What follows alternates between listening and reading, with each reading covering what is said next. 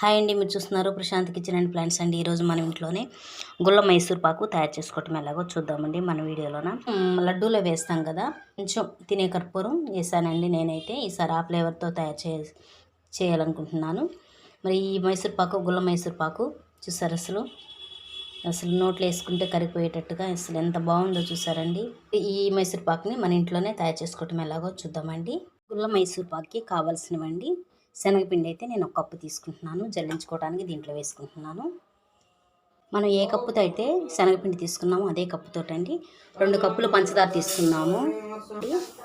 ఇప్పుడు అదే కప్పుతో అండి వాటర్ కూడా తీసుకుందాము. సరిపోతుంది, కొంచెం హెల్తీగా తీసుకోండి, సరిపోతుంది. ఇప్పుడు వాటర్ తీసుకున్నాం కదా, దీన్ని కలపాలండి.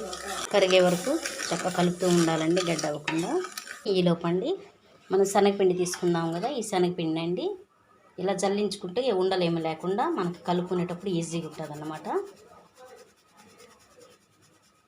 చూసారా, ఉండలు ఉన్నాయి కదా, దీన్ని పక్కన పెట్టేద్దాం. ఇంతేను. ఈ పిండిని మనం చక్కగా నురుగులాగా వచ్చేస్తుంది.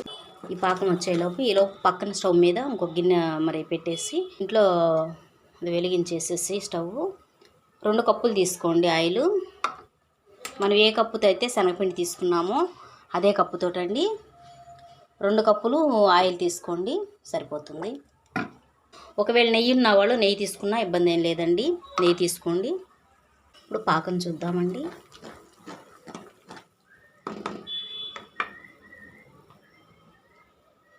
సరిపోతుందండి, ఎందుకంటే జిగురుగా ఉందన్నమాట. సరిపోతుంది, మీకు కనిపించడం లేదు, సరిపోతుందండి ఇది. ఇప్పుడు దీంట్లోకండి మనం ఈ స్టవ్ మీద ఆయిల్ కాగేలోపు శనగపిండి ఉంది కదా, ఇది కొంచెం కొంచెంగా దీంట్లో వేసుకుందామండి. ఈ పంచదార పాకంలో వేసుకుందాము.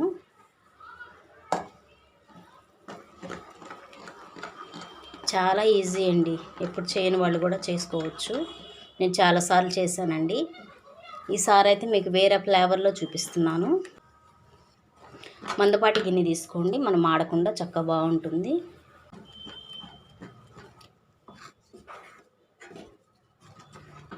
పిండి అంతా కూడా చక్కగా మెత్తగా కలిసిపోయిందండి. ఉండలేం లేకుండా కలుపుకోవాలి.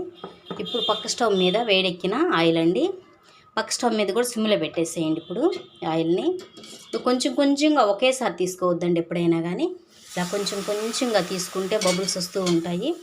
ఇంక ఇలాగా మనం కలుపుకుంటూనే ఉండాలి, బాగా కలపాలండి. హెల్ప్ చేసే వాళ్ళు ఎవరన్నా ఉంటే చక్కగా పక్కన వాళ్ళు హెల్ప్ తీసుకోండి. నేనైతే ఒక చేత్తోనే చేసుకుంటున్నాను. ఇంతేనండి, ఇలా కలుపుకుంటూనే ఉండాలి. కలుపుకుంటూ పక్క స్టవ్ మీద ఉన్న ఆయిల్ని ఇలాగా పోసేసేయండి దీని మీద. చూసారా, గుల్లగా వస్తుందన్నమాట. ఆయిల్ అంతా కూడా మనం తీసుకున్న 2 కప్పుల ఆయిల్ సరిపోతుందండి ఈ పిండి మొత్తానికి.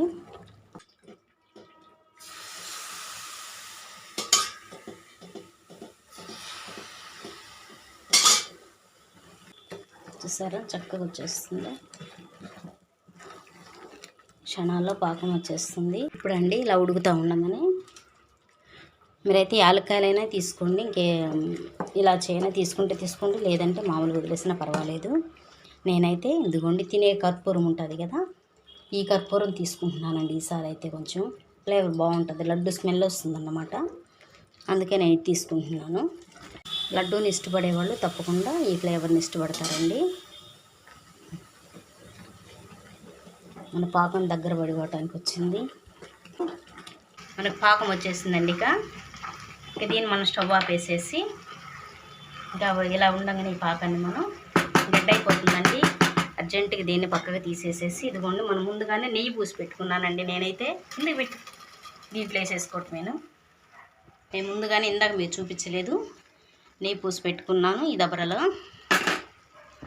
దీన్ని ఇంకేం కదిలించిన అవసరం లేదండి. మనం చూసారా, చక్కగా ఇలా వచ్చేస్తుంది.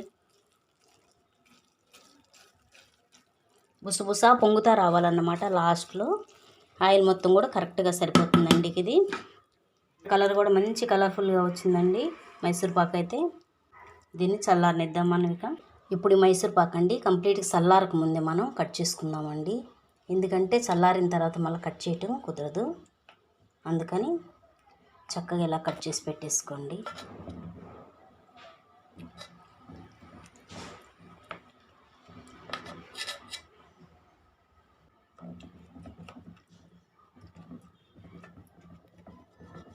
అదే రీతిగా మన అడ్డంగా కూడా ఇలా కట్ చేసి పెట్టుకున్నారనుకోండి, తర్వాత మనకి ఈజీగా వచ్చేస్తుంది అన్నమాట. ఇది బోర్లెస్ అయ్యగానే చూసారా చక్కగా సూపర్గా ఉందన్నమాట, కలర్ఫుల్గా. బాగా చల్లారనిద్దామండి దీన్ని. మనం తయారు చేసుకున్న మైసూర్ పాక్ కంప్లీట్గా చల్లారిపోయింది. దీన్ని వేరే ప్లేట్లోకి ఉల్టా వేద్దామండి. కొంచెం నేనైతే నెయ్యి అప్లై చేశాను. ఇలా దీన్ని వేసేసి దీనండి ఇలా ట్యాప్ చేద్దాం, ఒకసారి తీసేద్దాము. అంతేనండి, చక్కగా మంచి సూపర్ కలర్ఫుల్గా వచ్చిందండి. చక్కగా అసలు సూపర్గా ఉందండి. ఇలా తిరిగే చూపిస్తాను మీకు.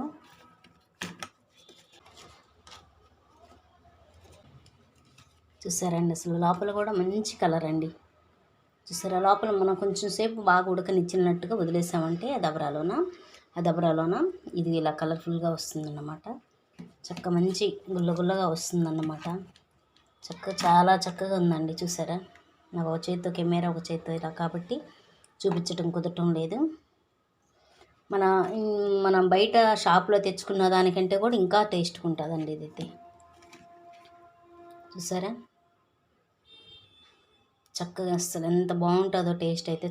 చూసారా, నోట్లో వేసుకుంటే కరిగిపోయేటట్టుగా ఉంది. తప్పకుండా మీరు కూడా మీ ఇంట్లో ఈ స్టైల్లో మైసూర్ పాక్ని మన ఇంట్లోనే తయారు చేసుకోవడానికి తప్పకుండా ట్రై చేయండి. చూసారు కదండి, చక్కగా బిల్డింగ్ లాగా పేర్చాను. మీకు నచ్చిన సైజులో కట్ చేసుకోండి.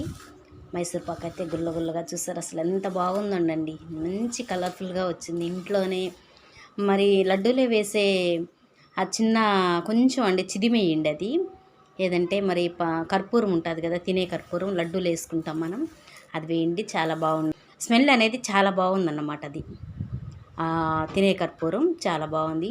ట్రై చేయండి. ఎప్పుడు వేయని వాళ్ళు అయితే ట్రై చేయండి. నేను ట్రై చేశాను, చాలా బాగుందండి. తినాలనిపిస్తుంది మళ్ళీ. చూసారా, నోట్లో వేసుకుంటే కరిగిపోయేటట్టుగా చాలా చక్కగా వచ్చిందన్నమాట మైసూర్ పాక్ అయితే.